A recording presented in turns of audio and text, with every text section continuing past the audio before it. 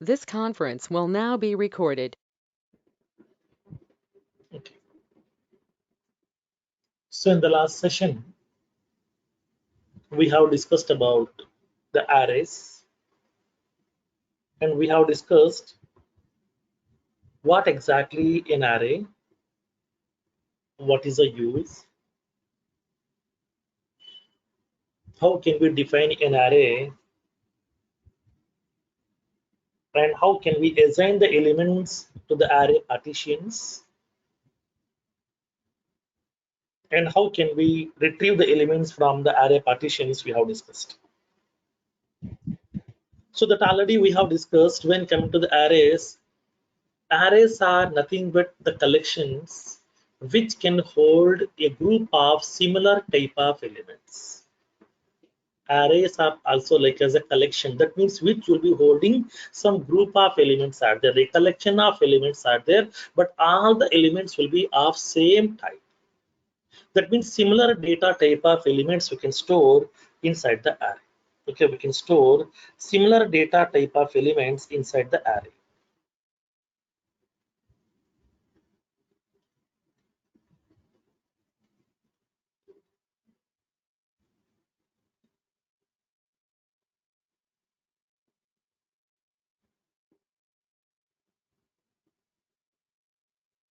Now, whenever if I am storing the value inside an element, the element can hold only one value, not multiple. But sometimes if you want to store the multiple elements inside a single variable, then we can go with the help of the feature called as arrays. Now, so let me give you the note point over here, arrays. Arrays are used to hold a collection of homogeneous elements. A collection of homogeneous elements. That is, arrays can store a collection of similar data type elements. It can store a collection of similar data type elements. So we can't store the heterogeneous elements.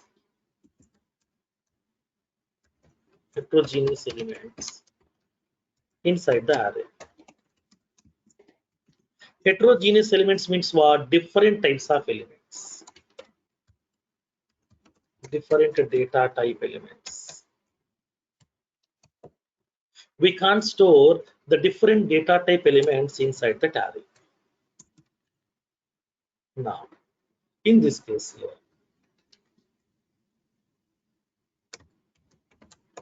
while creating the array, we have to specify the size. Specify the size which describes the number of elements. Number of elements can be held inside the array. Number of elements can be held inside the array. While creating the array, we have to specify the array size, which will be indicating how many number of elements inside that array. Now, we can't increase or decrease the array size at one time. We can't increase or decrease the array size at runtime. So now whatever the array is available, that array size we can't increase and we can't decrease that array size at runtime. There is no such possibility.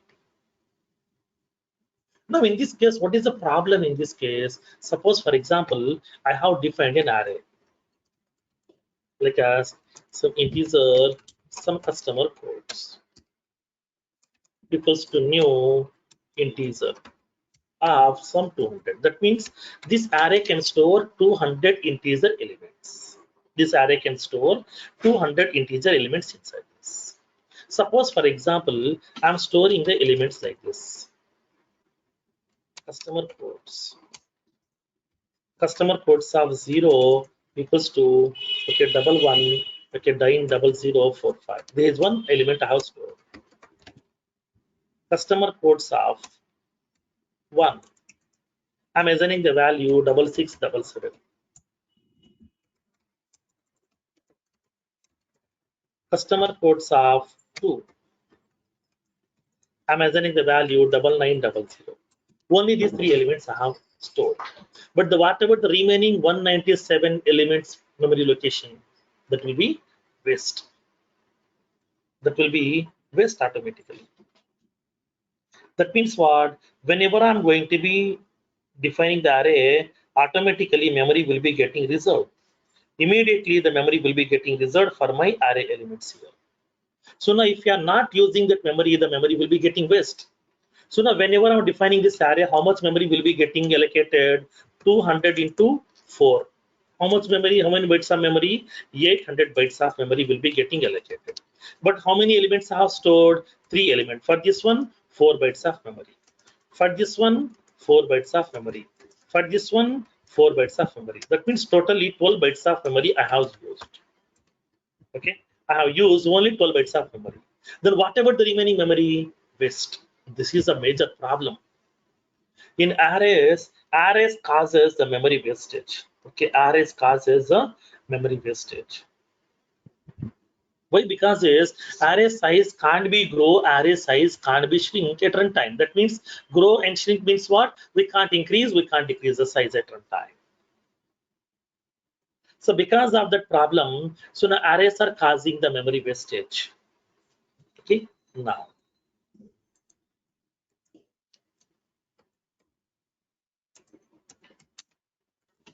arrays causes the memory wastage. Arrays causes the memory wastage. Then how can we identify each and every element inside the array? Each element inside the array will be identified by using an index position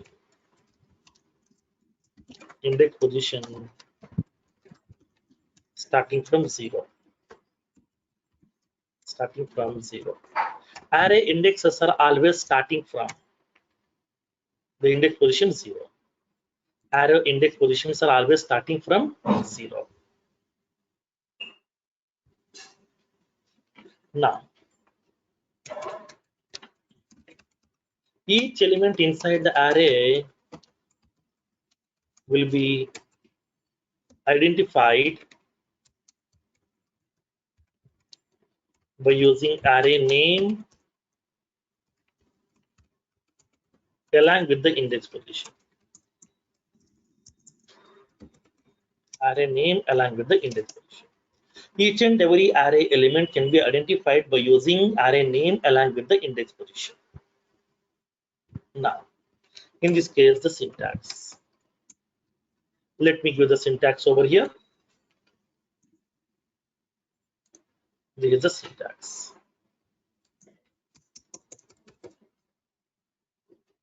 Now, for example, I'm indicating I want to store some 10 integer elements over here. Now, in this case, I can specify integer customer codes equals to new integer of some 10. Now tell me what this array can store. This array can store 10 integer elements over here. It can hold 10 integer elements. Next one, string array. String some country names equals to new string of some 200. That means what? What this array can store? This array can hold 200 string elements. 200 string elements. Not more than that. I'm indicating ID array. That means I want to store some collection of record IDs. Record IDs equals to new ID. New ID of some 5. So how many record IDs it can store? 5 record IDs. It can hold 5 record IDs.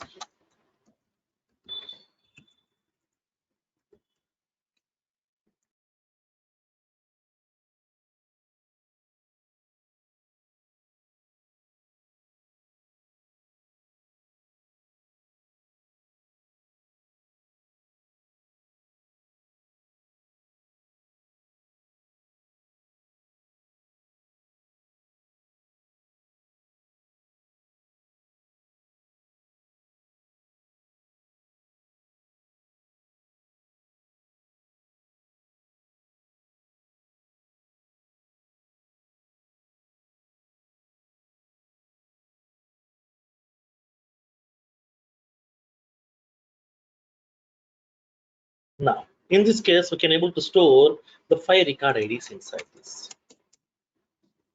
Now, for example, assume that I want to store some account records. So I'm indicating account. You know that a subject data types already we have discussed. Account,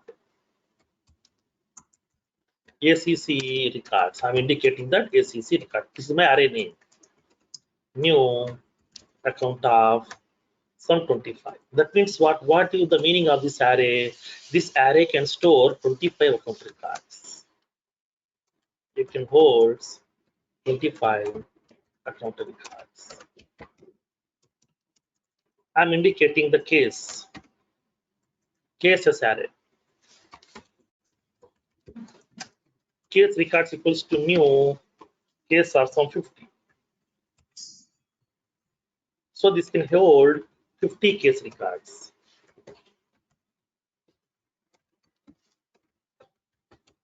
It can hold 50 case records. And then I want to store some position records here. Position underscore C.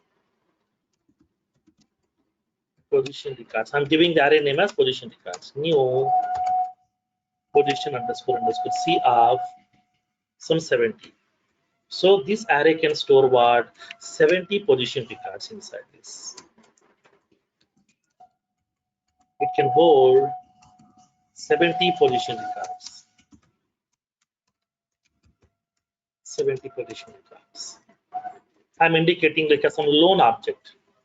Loan underscore C.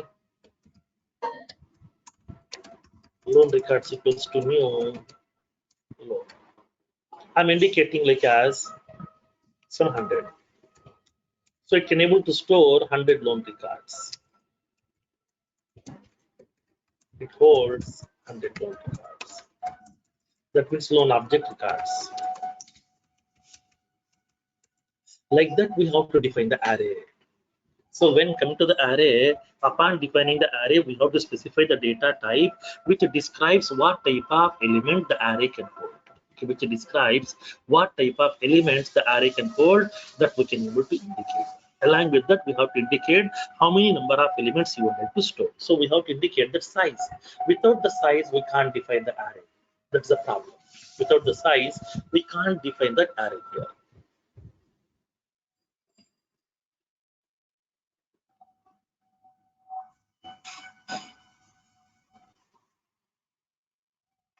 Now, so in this case, how can we define the array? How can we assign the elements over here? Now let's see.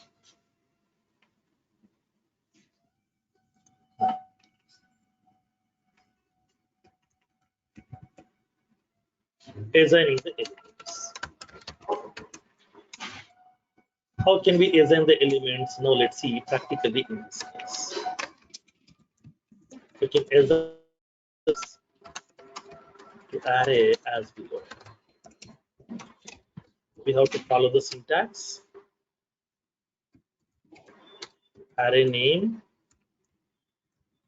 and the index position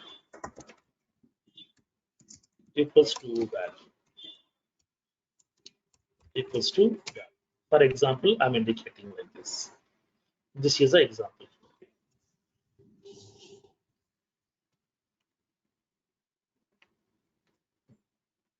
Like that. Here we can able to define the array and we can able to assign the values. Assume that I'm indicating like a something.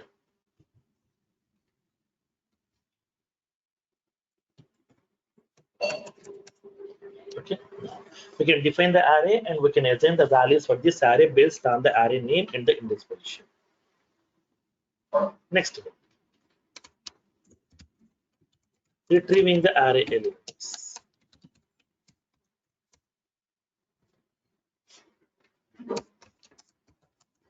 We can retrieve the array elements as below. Syntax is array name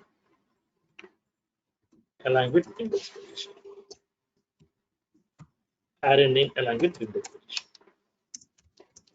For example,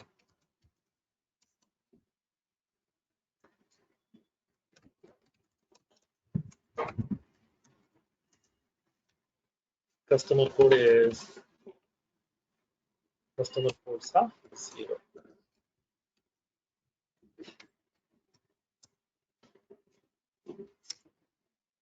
Like that.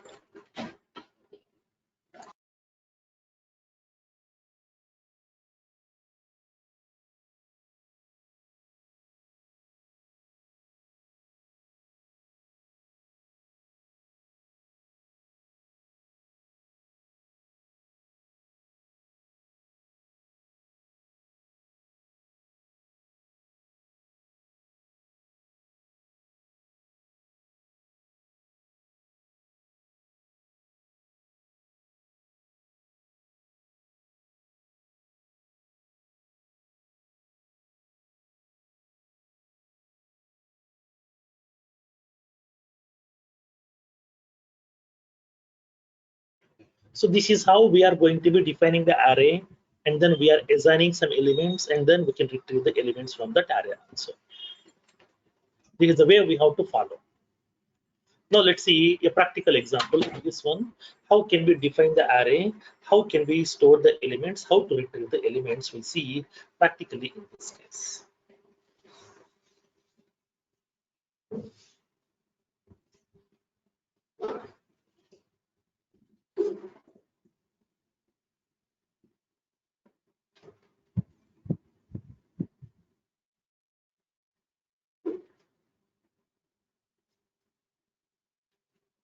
Now, now let's see how can we define an array, how to store the elements, how to retrieve the elements. We'll see practically in this case. Let's go with that practical part.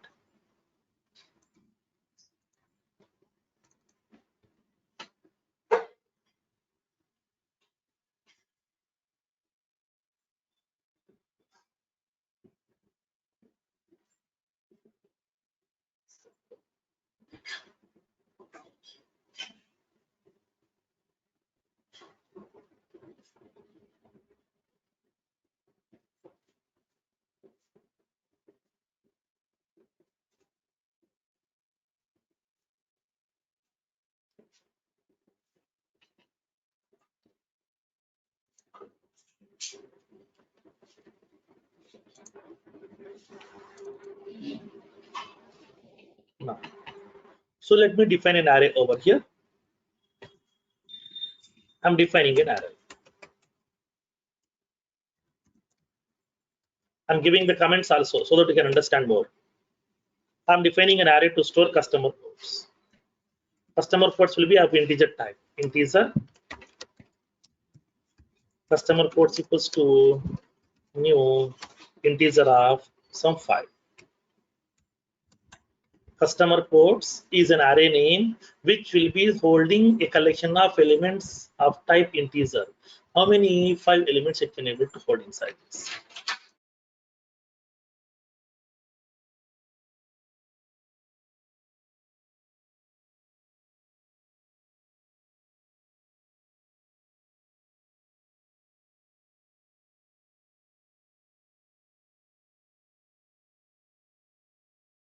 Now, so I'm defining an array. I want to know what elements will be storing inside this array right now that I already told you in the previous session.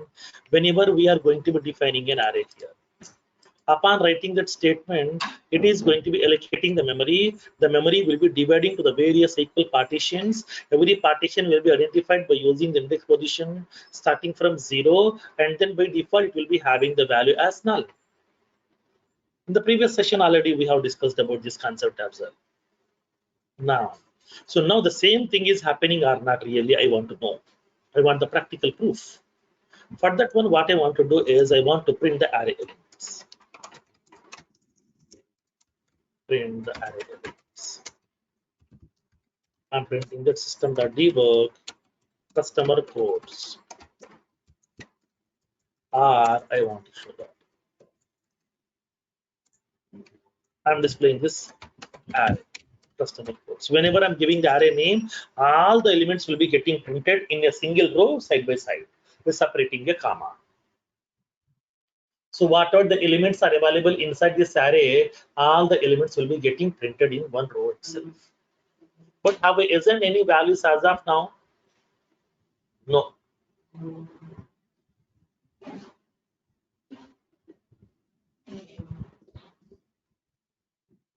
We haven't assigned any values as of now. Okay, we haven't assigned any values here as of now because just I have defined the array, but I haven't stored any values inside it. So that by default it is going to storing the default value as null. That means 5 null values will be storing inside the array index positions. But I want the confirmation whether it is storing the values of null or not. I want that practical proof.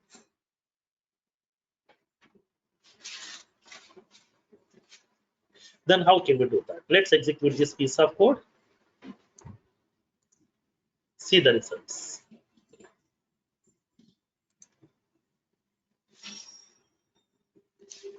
Select the debug only checkbox. Now it is indicating 5 null elements has been stored inside this. Okay, it has stored 5 null elements inside this.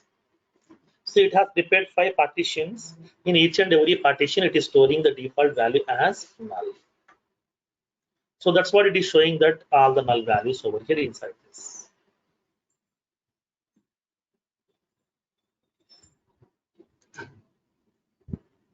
Now, so now in this case, how can we assign the elements to this array? Now let's see. I don't want to hold these null values inside my array.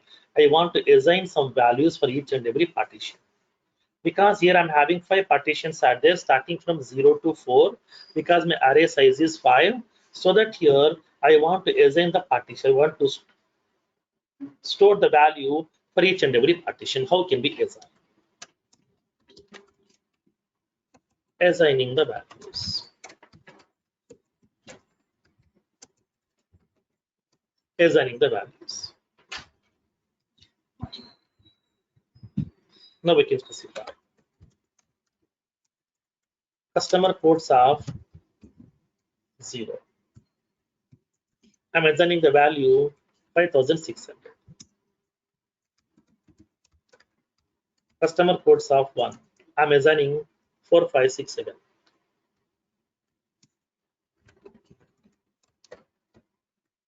Customer codes of 2. 9900.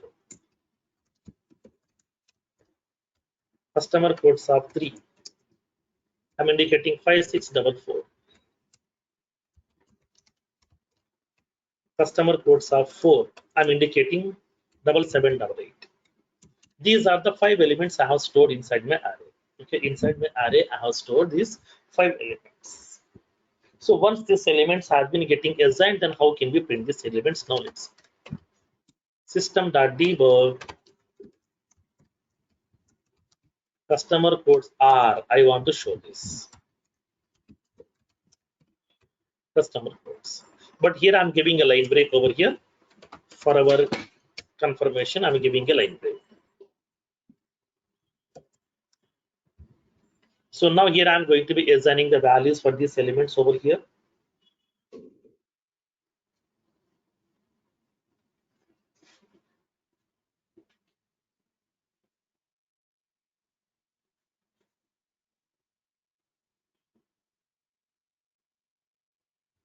Now, so I'm going to be assigning the elements for this array, and then I'm printing those elements.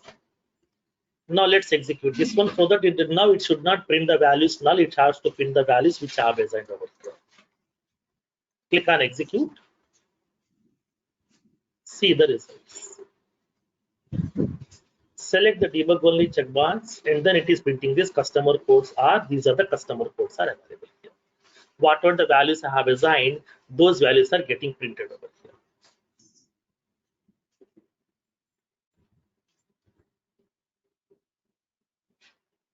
Next.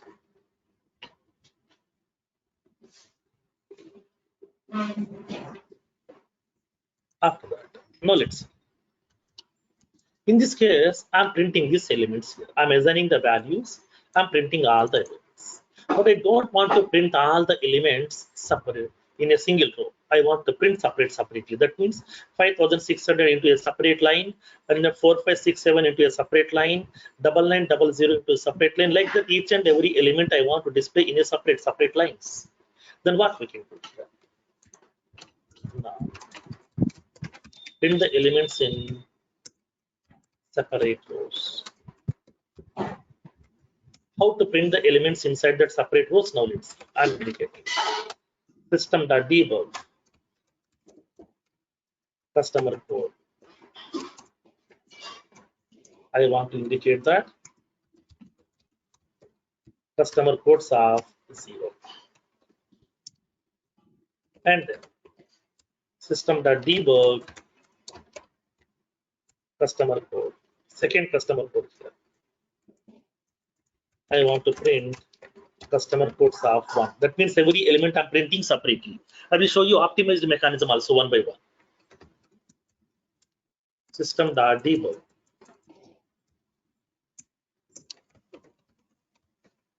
customer code. Customer codes of 2. That means third element. I want to print the fourth element.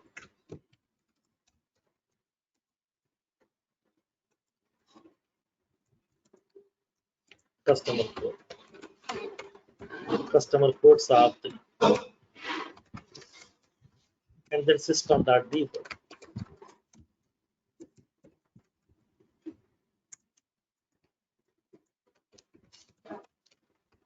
customer codes of 4.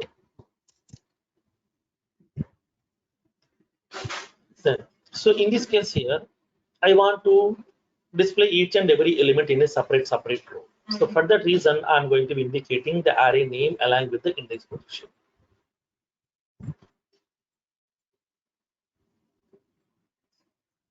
So I want to know array name along with the index position over here. So whatever the array name is available, okay, along with that array name, I'm going to specify the index position. Based on that, I can able to print the elements whatever we have. So now each and every element I'm printing separately. So here I'm indicating that the separate line break.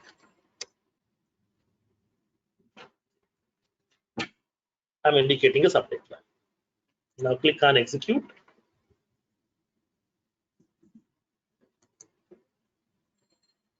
Select the debug only checkbox.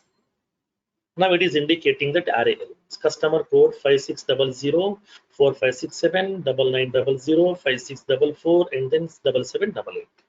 Whatever the elements are available inside that array, all the elements are getting visible inside the separate rows. But in this case, what happened? So how many elements that I'm having? 5 elements I have. So now to print these 5 elements, how many lines of code I have written? 5 lines of code I have written. Suppose if the array contains 1000 elements, then do I need to write 1000 lines of code like a system.debug, system.debug like 1000 times? No. If I'm writing like that, what will happen? Number of lines of code will be keep on increasing. Number of lines of code will be keep on increasing. So if the number of lines of code is keep on increasing, then it will be looking like as complex. It will occupy more memory. It will take more memory to compile. It will take more time to compile. It will take more time to execute. It will be impacting on my application performance. It will be impacting on my application performance. There is a problem. For that reason here, I don't want to write this same code again and again and again. I want to optimize. How? Now let's see. When you observe this one up to this part here, this entire thing will be same, right? Yes. What is the difference? Just these values are different over here. These other values are different. That's it. 0, 1, 2, 3, 4. Now, can I pass this values at runtime? Yes, we can pass. How? By using iterative statements. You know how to use iterative statements, how to pass these values. You know that. For that reason, what I want to do is, I don't want to write this the same code repeatedly again and again and again. Just I want to write only once, and then I would like to execute these statements repeatedly till the required number of times by passing this value. So that this value 0, 1, 2, 3, 4, these are the values are going to passing here. Then how to do that? Now let's see practically in this case. Now, in this case, print the elements using for loop. I'm using this for loop over here to print the elements. I'm giving a line break. Here I'm indicating for loop.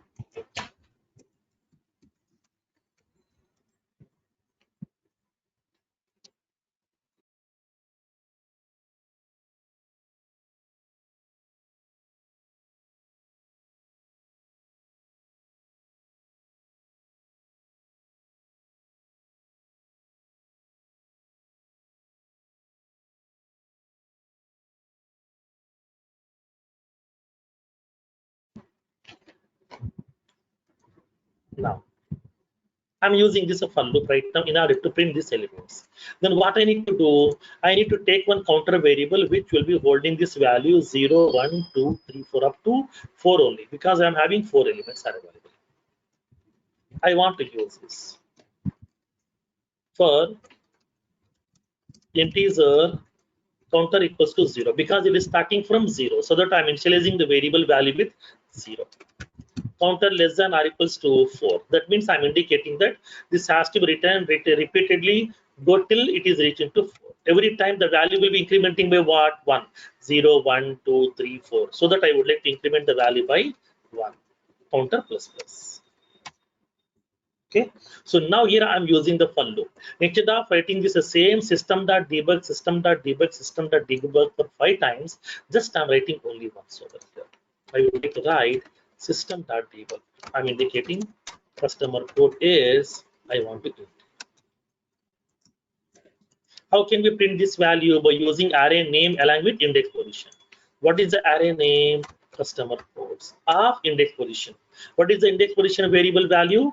Counter, so that we can specify counter simply. That's it. Over. Instead of writing this 5 lines of code, simply we can able to write 1 line of code, and then same statement we can keep on iterate or execute repeatedly till the condition is getting satisfied. Till the condition gets satisfied, we can able to iterate these statements as well. That facility is available.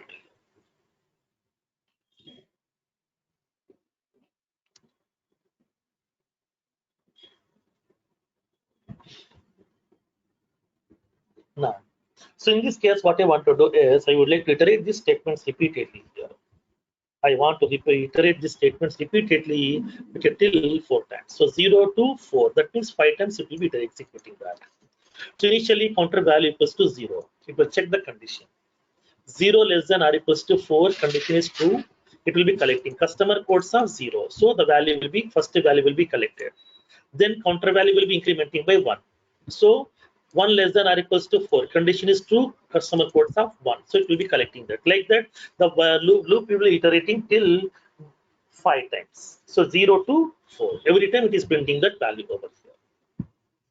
So that we can optimize that code by using for loop. Now click on execute.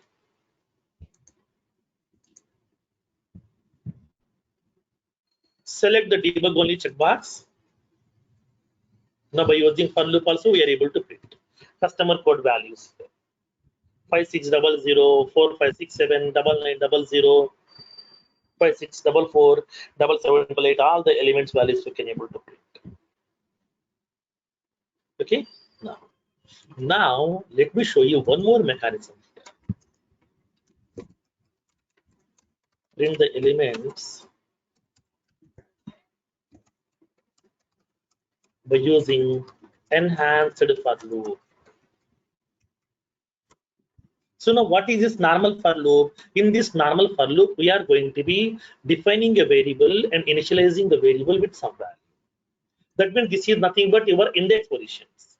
We are going to be, okay, checking the condition every time.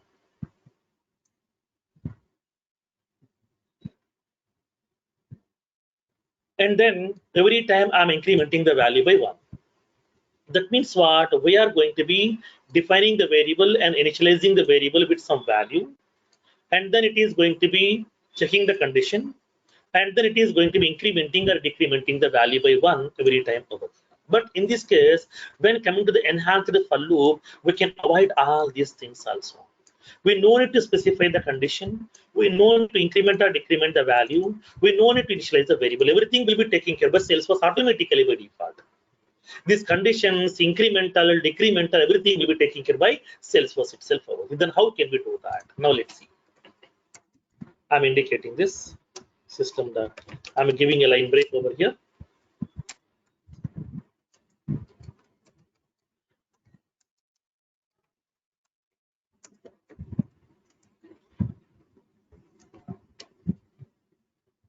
Now, I want to use that for loop. Simple concept here, and as part of enhanced for loop. Simply go to the like as a normal for loop, make a column in the middle. Okay, in the middle, make a column. So you will be having right side, you will be having left side. Two sides are available. In the right side, specify the data source. That means where exactly the elements are there. Where is the elements inside my array? What is my array name? Customer quotes. Customer quotes. Okay, customer quotes. This is my array name where exactly the elements are available. So what type of elements are there? Integer type of elements. So just to define one integer variable. Integer, I'm indicating that simply code. That's it. Over. System dot debug. I'm indicating customer code value. Okay, just you can print that code. That's it. Over. No need of indexes, no need to define the variables, no need to verify the conditions, no need to increment or decrement. Everything will be taken care of by Salesforce. That means, suppose if anybody is aware of Java or .NET, there you will be having a for loop called as for each statement. Exactly similar way, like as for each statement, we are having enhanced for loop in Salesforce. Always in the entire development, we are using enhanced for loop only, not normal for loop. Normal for loop very less. Always will go with that enhanced for loop concept. So that most importantly, you will be having that features. If condition, enhanced for loop, collection, these are the base. If you know these three, development will be very simple, very easy. You know if condition, now you know that enhanced for loop also. That means for each and every integer element, okay, inside the customer codes collection, so it will go to the customer codes collection. In this one, whatever the first element is available, it will collect the first element, store inside this variable, and this value will be getting printed here. After that, it will go to that second element here, collect the second element, place inside the code variable, and then printing that, and then third element, and then fourth element. Like that, it will be iterating automatically till the collection has been end. Till it is reaching to the last element inside the collection, it will be iterating automatically by default. Once all the elements have been printed, it will stop printing from there onwards. This is the internal concept of arrays as part of enhanced for loops also. We no need to initialize the variable, no need to verify the condition, no need to increment or decrement the values. Everything will be taken care by Salesforce automatically by default. Okay, now let me execute this piece of code. Let's see the results. Select the debug only checkbox. Now we can see the same results over here also. Okay, multiple ways I showed you. First way is all the elements in one way, one line, and then second way is normal blind statements one by one, one by one, one by one, by using the multiple lines of code, and then for loop, and then enhanced for loop. Multiple ways I showed you in order to print that elements here, so that we can reduce the number of lines of code. Okay.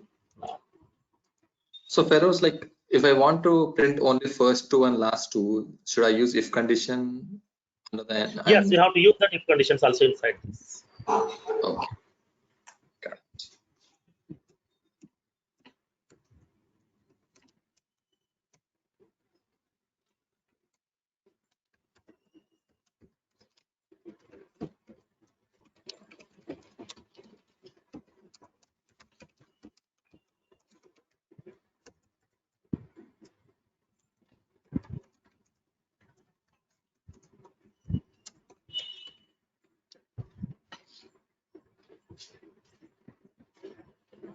Now, so let me take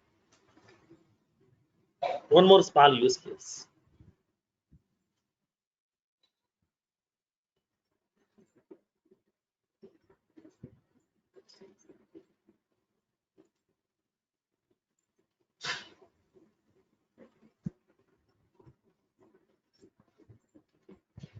Second one.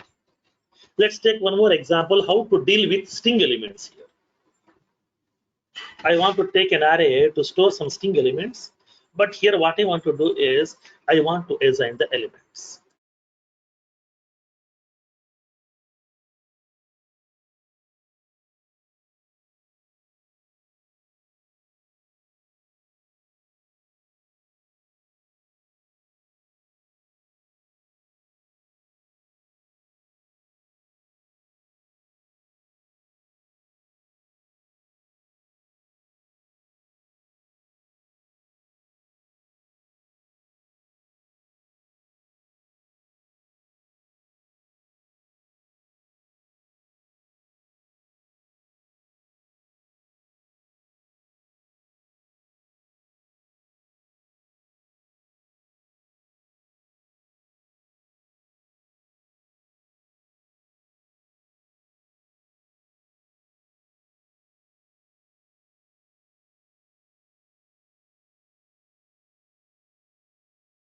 Let's say how can we define a string type of element here. I would like to store a collection of string elements inside my array, and then how can we store, how can we print.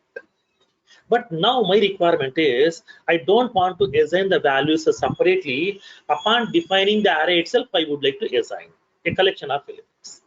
But here what I did, I have defined the array first, which will be having the null values, and then I'm assigning every element separately here in a separate row. Suppose if the array size is 100, if I want to store 100 elements, then do I need to write 100 lines of code like this?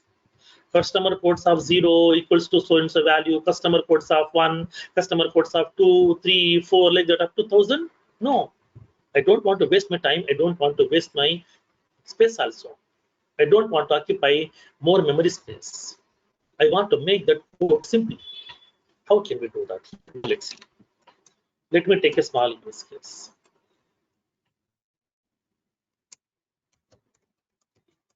Define an array to manage a collection of string elements. Define an array to manage a collection of string elements and assign the elements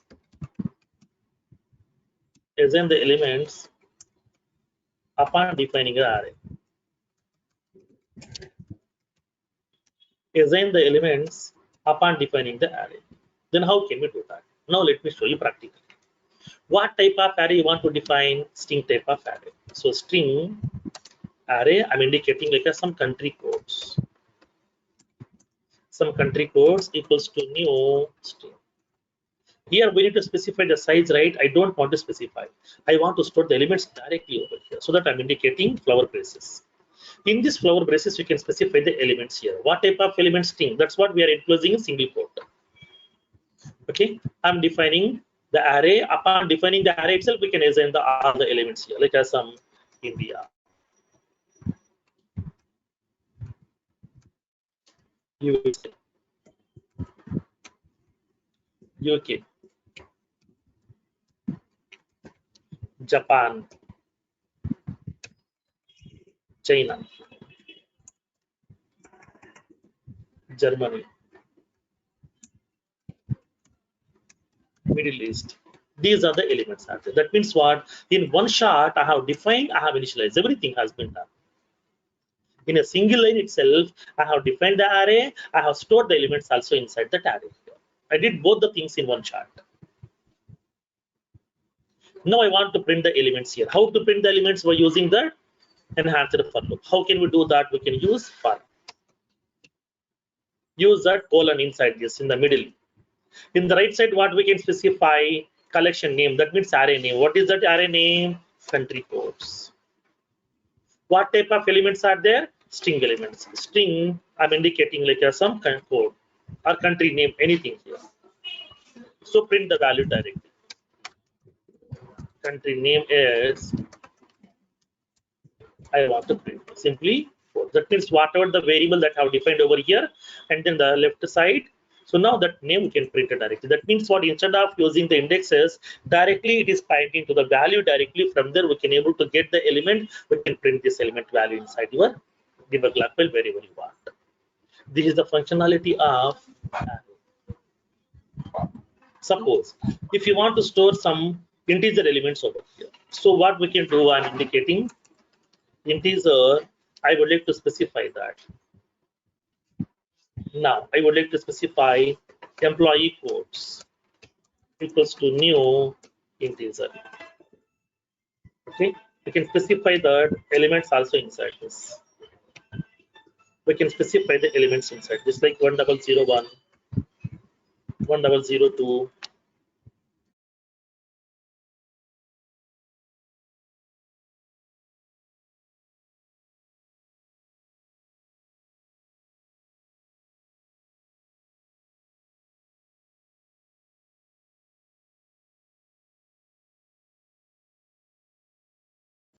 Now 1001, 1002, 1003, 1005, 5600. These are the elements.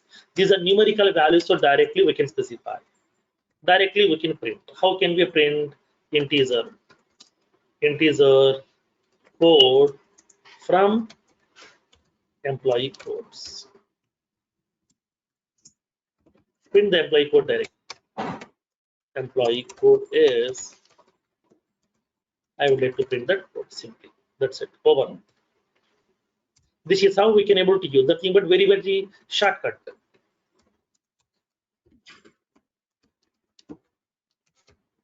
So This we is the no string need to array. give array size, sir. Sorry? We no need to give array size. No need to specify array size.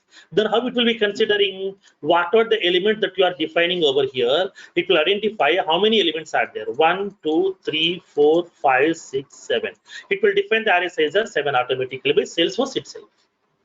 What are the elements that you are giving, it will counting the elements based on that array size will be preparing by Salesforce automatically. We no need to give any size over here. Okay, now this is the way we are going to be defining the array, and then upon defining the array itself, we can able to store the elements inside this. Now let me execute this one. Here I'm giving that break line.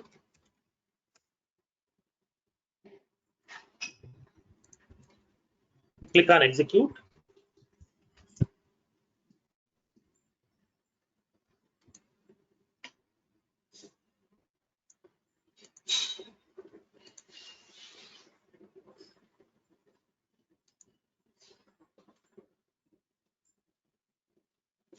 Select the debug only checkbox. Now it is indicating whatever the elements are available, each and every element will be getting printed one by one, one by one, one by one.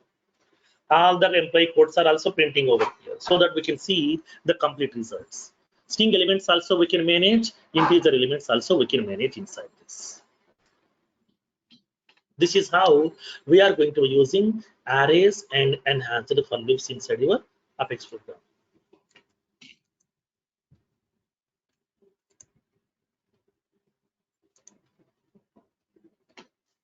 Now, let me give you some assignments on this.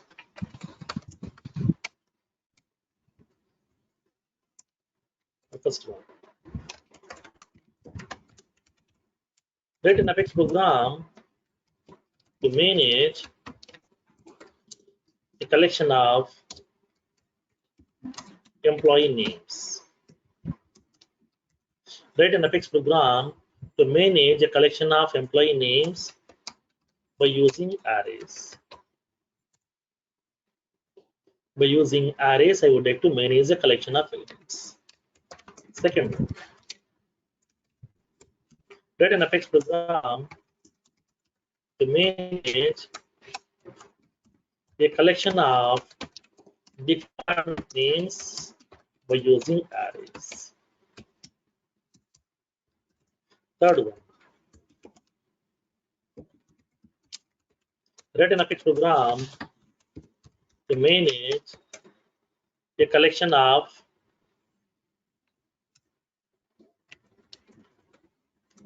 account numbers by using arrays. Numerical elements. 4th one, Write an Apex program to manage a collection of record IDs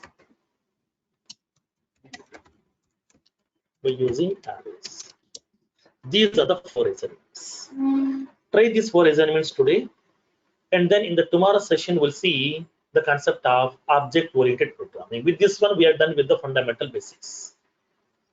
So as of now, we have done the fundamental basics concepts, and then tomorrow we'll see the concept of object-oriented programming, and then we'll see what exactly the object-oriented programming language, what are the various principles are available as part of this object-oriented programming language, and then how can we use this object-oriented programming language principles.